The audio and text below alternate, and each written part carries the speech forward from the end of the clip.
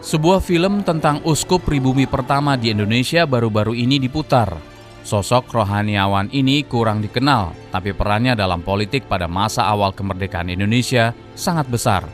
Film ini sempat menjadi kontroversi di dunia maya karena dinilai akan mempengaruhi iman seseorang jika menontonnya. Benarkah demikian?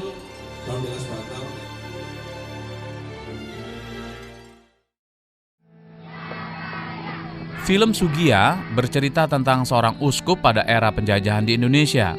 Banyak benturan ideologi pada masa itu membentuk Soegiya Pranata menjadi pemimpin dan pemuka agama yang memberi inspirasi multikultural dalam basis nasionalisme.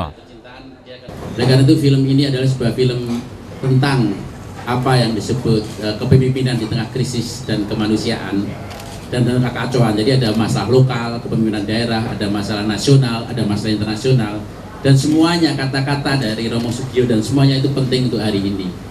Penting tentang fatalisme, fanatisme. Apa artinya merdeka kita tidak bisa mendidik diri sendiri? Itu adalah dari surat-surat gembala Romo Soegio Pranoto.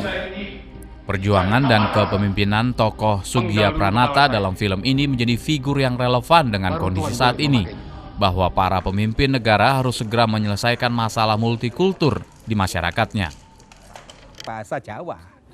Jadi bagaimana pewartaan Injil dalam konteks budaya. Soegio menganjurkan kebudayaan. Soegio menganjurkan bahwa gereja-gereja harus inkulturasi, maka dia mengirim Romo Mangun untuk studi, belajar untuk arsitektur supaya nanti gereja itu tidak gotik.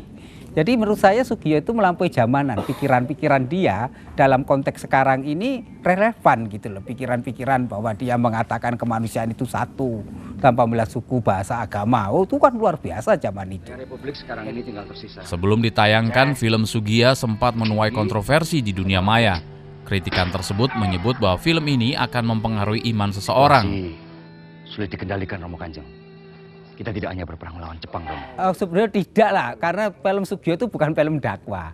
Kalau Anda nonton film Soegio, Anda akan kecelik karena di situ tidak diceritakan dia sebagai uskup Katolik, tapi diceritakan adalah perjuangan dia.